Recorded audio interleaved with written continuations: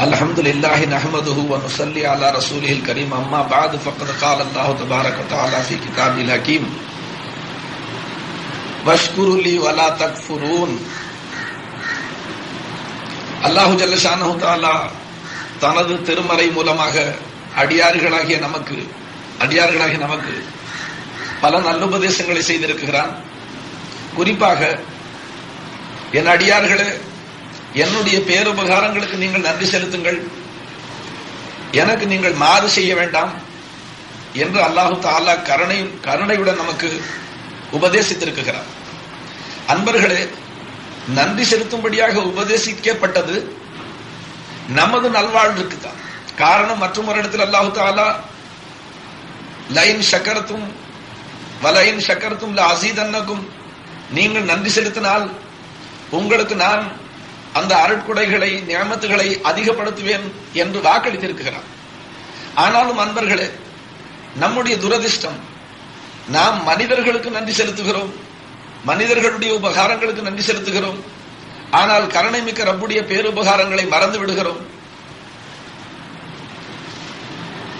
உதாரணமாக, நமக்கு மனிதர்களால் ஏற்படக்கூடிய சகாயங்கள். அன்பர்களே, ஹக்கு ஜல்ல ஷானஹு தஆலா தன்னுடைய திருமறையில் இன்னல் இன்சான லி ரப்பிஹி லகனூத் என்று சொல்லுகிறார். மனிதர்களுடைய உபகாரங்களுக்கு நன்றி செலுத்துவான், ஆனால் தன்னுடைய ரப்புக்கு மிகவும் நன்றி கெட்டவன் என்று சொல்லுவதானால் இப்படி சொல்லி இருக்கிறான் என்றால் நம்மில் அப்படி சுபாவம் இருக்கத்தான் செய்கிறது.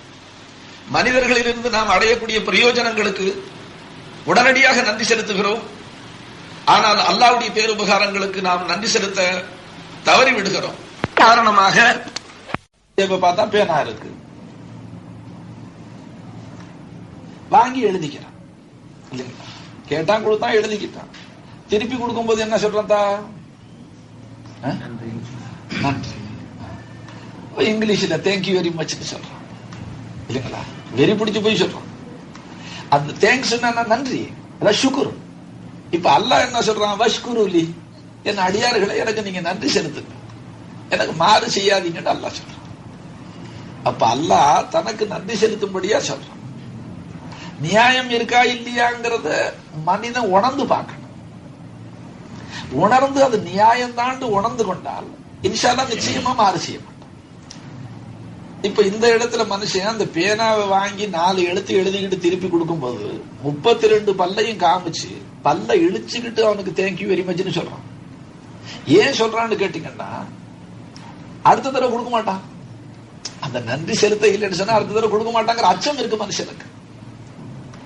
உருதுல சுக்ரியான்னு சொல்றான், தமிழ்ல நம்ம நன்றின்னு சொல்லிக்கிறோம்.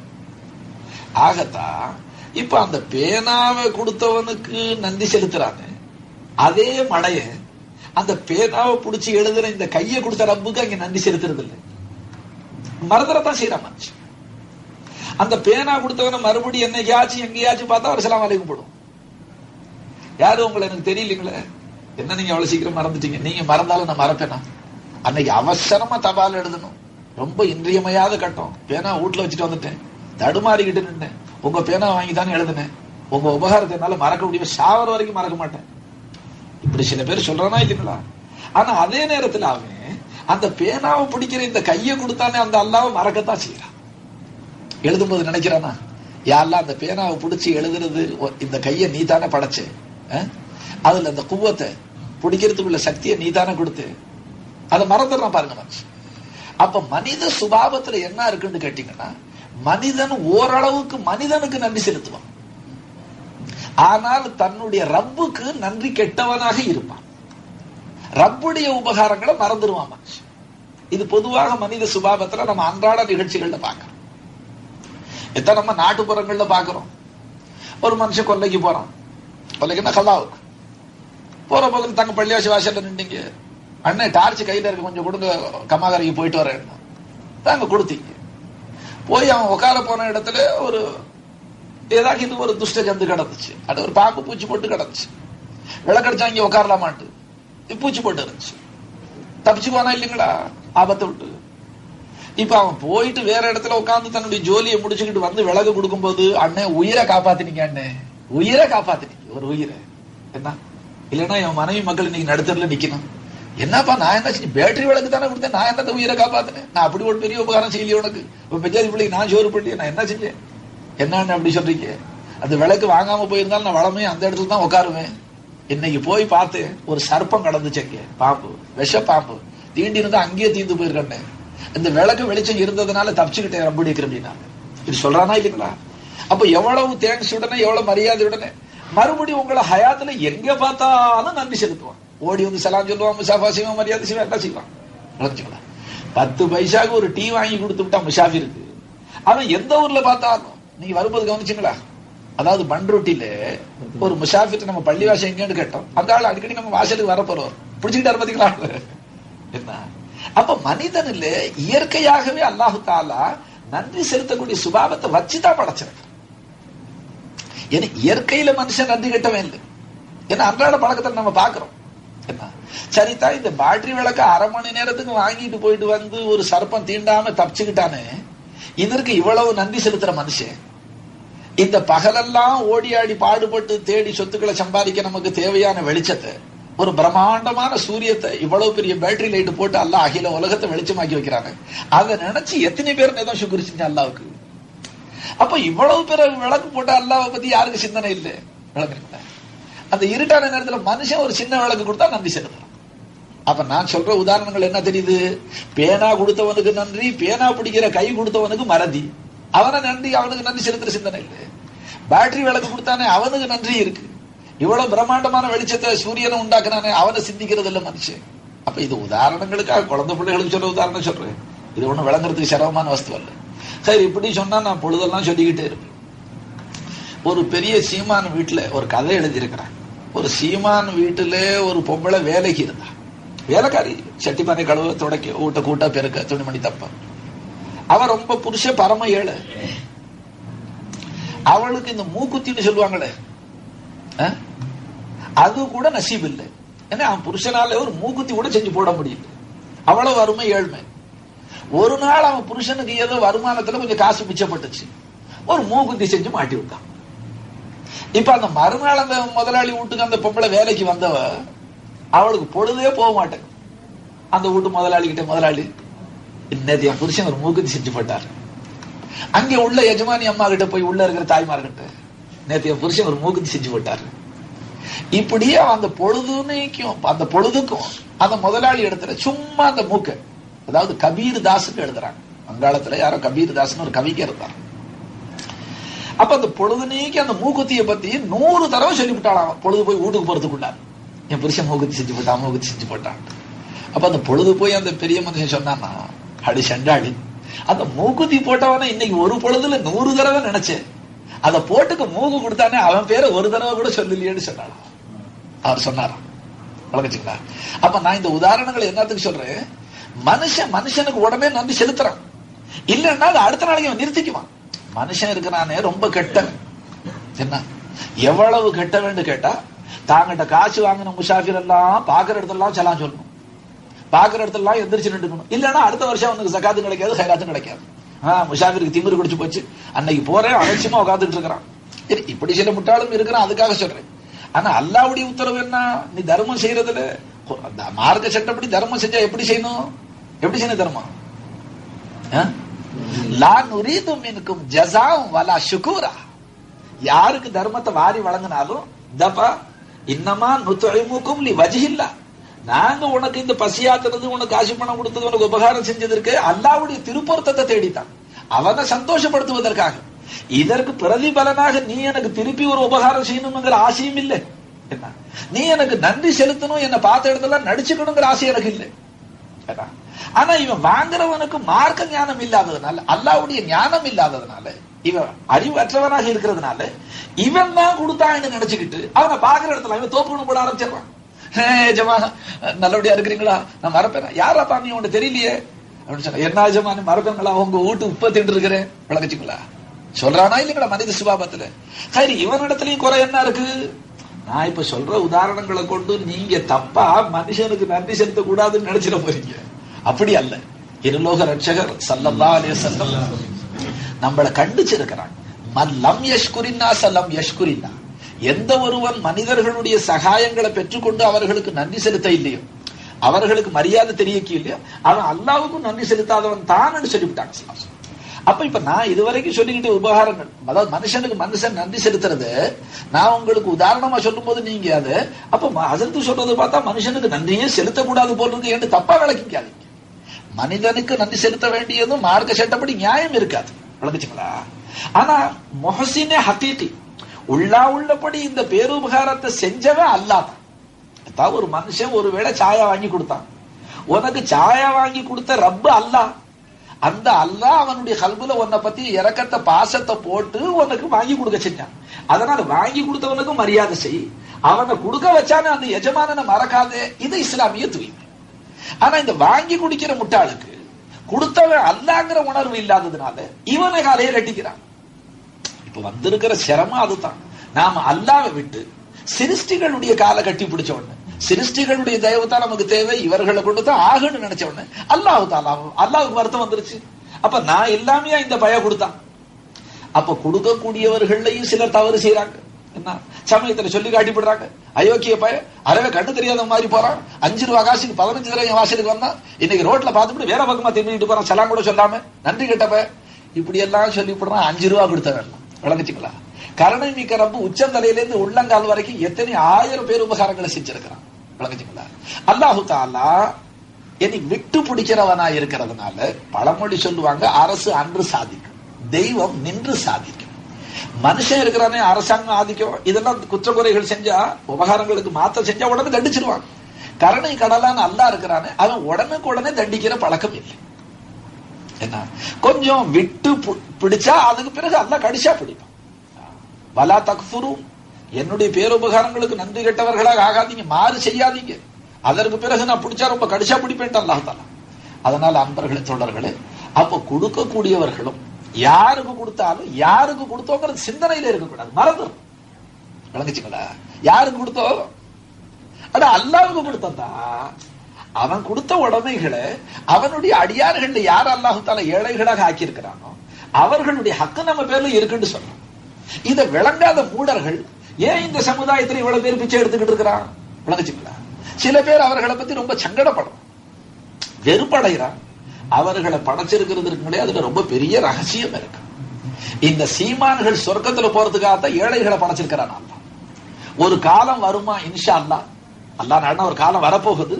அந்த காலம் எப்படி இருக்குமா, ஒரு சீமான் ஒரு கையில தங்கத்தையும் ஒரு கையில வெள்ளியையும் அள்ளிக்கிட்டு வீட்டை விட்டு வெளியில வருவானா, யாராச்சும் ஏழை கிடைச்சா தர்மம் செஞ்சு சொர்க்கம் போயிடலான்ட்டு. வெளியில வந்து ஒரு ஏழையை கூப்பிட்டு இது வாங்கிக்கப்பான்னு சொன்னா இதை விட ஜாஸ்தியா எங்கிட்டு போயிட்டு வாழ்வாங்க. வரதா வரலையாண்டு ஹயாத்தா அல்லாஹ் ஹயாத்தா வச்சா பாத்துக்கு, விளங்குச்சுங்களா? அப்ப அப்படி ஒரு காலம் வரும் பொழுது உன் தயவு எவனுக்குமே தேவைப்படாது.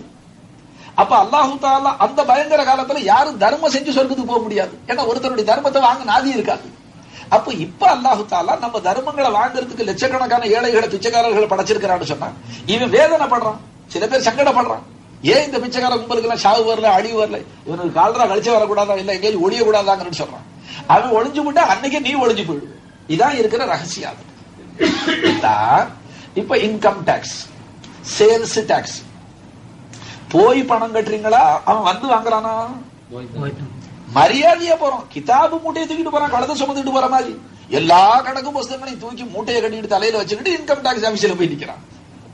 நான் இடையில வார்த்தை கொஞ்சம் தடிப்பா சொல்றேன், வைத்தறிச்சலோட சொல்ற வருத்தப்படாதீங்க, போறனா இல்லைங்களா மரியாதையா, சரிதான் போறான். அதே மாதிரி சேல் டாக்ஸ் ஆபீஸுக்கு வியாபாரியாச்சு தாங்க, நான் சொல்றது நியாயம் தானுங்களே, பெரியவங்களை கேட்கிறேன், இங்க இருந்து மரியாதையா போறான், சரிதா. அதே மாதிரி அல்லாஹ் மேல ஈமான் உள்ள நீ ஓ சொத்தை ஜகாத்து போட்டு இருக்கிற காசுக்கு ஜகாத்து இன்னது ஒதுங்கி இருக்குன்னு தூக்கிக்கிட்டு ஏழைகளுடைய ஊடு தேடி நீ போகணுமா போக கூடாது, நெஞ்சில ஈமான் இருந்தா? நிச்சயமா நம்ம மூதாதையர்கள் அப்படி இருந்திருக்கிறாங்க. எனக்கு தெரிஞ்சு ஒரு சீமான் ஜகாத்து காசை ஒதுக்கி அதுல புடவைகளை வாங்கி வேன்ல போட்டுக்கிட்டு ஏழைகளுடைய ஊடுடா போய் விநியோகம் செஞ்சுட்டு வருவார். அவர்கள் சொர்க்கத்தை தேடிக்கிட்டு போயிட்டாங்க. இவன் இருக்கிற இடத்துல ஏழை ஜகாத்து காசு கேட்க வந்தா ஏன்னா உங்களுக்கு சாவு வரலையான்னு கேட்கிறான், விளங்குச்சுங்களா? அப்ப அந்த ஏழைகள் இருக்கிற ரகசியம் என்ன என்று கேட்டா, அல்லாஹ்வுடைய கட்டளைக்கு இணங்கி நீயாக ஜகாத்தை கொண்டு போய் கொடுக்க தவறியதுனால உனக்கு அழிவு வந்துடக்கூடாது என்பதற்காக ஏழை அல்லாஹ் தால கருணை கடலான ரப்பு ஏழைய உங்க வாசலுக்கு அனுப்பிச்சான வாஷ் அவுட் பண்றது, உங்களை துப்புரவு செய்யறது, உங்களை சுத்தம் செஞ்சிடான அல்லாஹ். அப்ப அந்த ஏழைகள் எல்லாம் யாரு? நரகத்துக்கு போகாம நம்மளை காப்பாற்றக்கூடிய தியாகிகள் தான் அவங்க. உண்மையில அவனுக்கு கொஞ்சம் ரோஷம் வந்துச்சு, வெக்கம் வந்துச்சு, கெட்டு குட்டிச்சரப்ப நாங்க பட்டினியா செத்து போறோம், காசு தேவையில்லைன்னு நீங்க நரகத்தான் போய் ஆகணும். அப்ப அந்த ஏழைகள் வர்றாங்களே, அதனால தான் குர்ஆன் ஷரீஃப்ல அம்மா சாயில ஃபலா தன்ஹர், பிச்சைக்காரன் ஏழை மிஸ்கின் சாயில் சுவால் செய்ய வந்தா அவர்களை நீங்க கடிந்து கொள்ள வேண்டாம். உங்களால முடியலையா, உனக்கு மனசு வரலையா, கல் நெஞ்சா இருக்கா, அப்ப கூட அல்லாஹ் என்ன சொல்றான்? கவுலும் மஅரூஃபும் வ மக்ஃபிரத்தும் கைரும் மின் சதகத்தி யத்பவுஹா அதா. அப்ப தோழர்களே, நான் இப்ப ஒரு ஆயத்து ஓதி நிறுத்தினேன். அல்லாஹ் என்ன சொல்றான்? உனக்கு பிரியம் இல்லையா, உன்னால முடியலையா, என்னுடைய ஏழை அடியார்களை நீ கடிஞ்சு கொள்ள. கவுலும் மஅரூஃபும் வ மக்ஃபிரத்தும் கைரும் மின் சதகத்தி யத்பவுஹா அதா. நீ தர்மம் கொடுத்தும் மனம் நோகும்படியா, அவனுடைய மனதை நோக செய்யும்படியான சில வசனங்களை சொல்லுவியே, போ இதோட தொலைஞ்சு போ, இனி இந்த வாசலுக்கு வராது, எங்கேயாவது நாசமா போ என்றெல்லாம் நீ கடிந்து கொண்டு கொடுப்பதை விட, உன்னுடைய அந்த தர்மத்தை விட கவுலும் மஅரூஃபும் வ மக்ஃபிரத்தும், அந்த ஏழையை மன்னித்து விடுவது.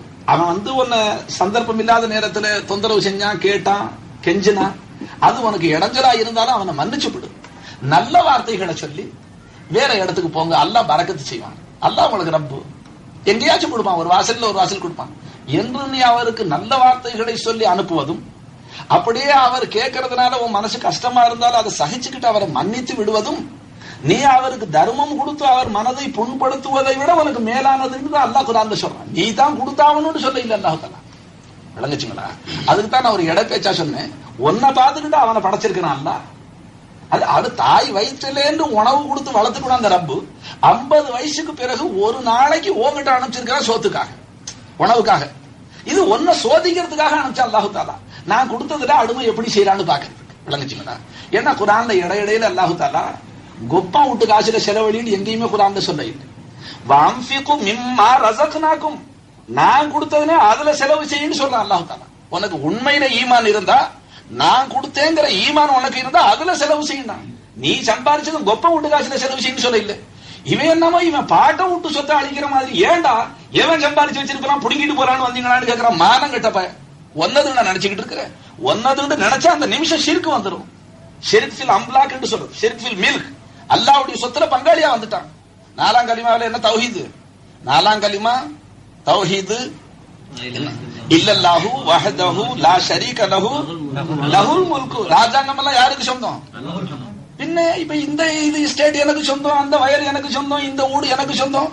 இது துனியாவிலே மக்கள் ஒருத்தரோட ஒருத்தர் சொத்தை பிடிக்காம இருக்கிறதுக்காக ஒரு அனுமதி, தற்காலிக அனுமதி வழங்கப்பட்டிருக்கு. ஒன்னதுன்னு சொல்லிக்க, ரிஜிஸ்டர் பண்ணிக்க, பொட்டியில வச்சுக்க, பேங்க்ல வச்சுக்க, கடையில வச்சுக்க. அல்லாஹ் தஆலா அதை தடுக்க இல்லை. ஆனா வாஸ்தவத்துல ஈமான் படிக்க சொத்து அடங்கலும் யாருது? அல்லாஹ்வுடைய சொத்து. அப்ப அல்லாஹ்வுடைய சொத்துன்னு விளங்கின ஒரு மனுஷன் அல்லாஹ்வுடைய பாதையில செலவழிக்கும் போது அல்லாஹ் என்ன சொல்றான்? நாம் கொடுத்ததில் நின்று செலவு செய்யப்பா, நான் கொடுத்தனே அதுல செலவு செய்.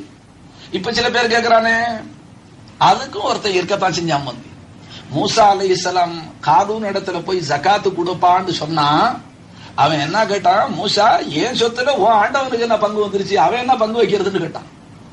ஏன் சொத்துல அல்லாஹ் என்ன பங்கு வைக்கிறது, அல்லாஹ் நீனு பங்கு வைக்கவான்னு கேட்டான். அப்ப முந்தி ஏன் சொத்துன்னு சொன்னவன் யாருங்க? காரூன். அப்ப அவன் பிச்சளங்களும் கொஞ்சம் துனியாவில் இருப்பாங்க போட்டிருக்கு.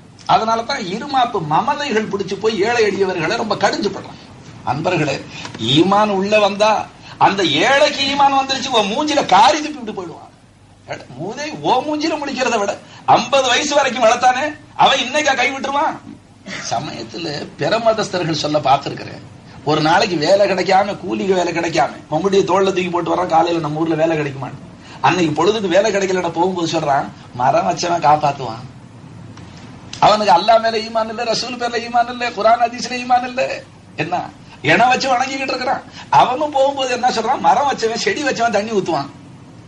இப்படி சொல்ல நான் கேட்டிருக்கிற பெருமதஸ்தர்கள். அப்ப முஸ்லிமா பிறந்தவனுக்கு அந்த ஈமான் இருக்காதுங்களா? இருக்கு நிச்சயமா. இங்க பாருங்க, நாய்க்கு சமயத்துல போட்டிருப்பீங்க ஏதாச்சும் எலும்பு ரொட்டி துண்டு மிச்சம் சோறுக்கு மிச்சம் கொண்டு போட்டிருப்போம். இந்த நாய் வளர்க்குறவனை கேட்டு பாருங்க, நல்லா சொல்லுவான். அதை கொண்டு போட்டா அது என்ன செய்யும்? முன்னால் இப்படி வாயால சாப்பிட்டுக்கிட்டே இருக்கு. அதே நேரத்தில் சும்மா இருக்காது, வாழை ஆட்டிக்கிட்டே இருக்கு சந்தோஷம். ரொம்ப குஷால வாழை ஆட்டும். எல்லாரும் பார்த்தது இல்லைங்களா? ஆனா எல்லாரும் பார்த்துருக்கிறீங்க, நாய்க்கு ஏதாச்சும் எச்சி சோத்தை போட்டா எலும்பு துண்டை போட்டா அது வாழை ஆட்டுறது. ஆனா வாழை அது எப்படி ஆட்டும் தெரியுங்களா? இப்படி ஆட்டும். அது அத மகான்கள் என்ன சொல்றாங்க, கஷ்மீரி மகான்கள் கேட்டா, அதாவது இந்த சோறு போட்டவன் முன்னால நின்றுகிட்டு அவன் தன்னை மெச்சிக்கிறான். நாயே உனக்கு நான் சோறு போட்டேன், நாயே உனக்கு நான் போட்ட எலும்பு தின்னுட்டு, அது வாயால தின்னுகிட்டே என்ன சொல்லுதான், நீ இல்ல என் ரப்புன்னு சொல்லுதான். அப்பவே அயோக்கிய பையில உன்னையா மெச்சிக்கிறேன், நீ இல்லவே இல்லை என் ரப்பு அல்லான்னு சொல்லுதான். என்ன அப்ப என்ன மனுஷன் நாயோட கெட்டவனா? உண்மையில மனுஷனுக்கு ஈமான் உள்ள வந்துச்சுன்னா பணக்கார மூஞ்சில காரியம் போயிட்டு போடுவான். ஒரு கதை எழுதி இருக்கிறாங்க.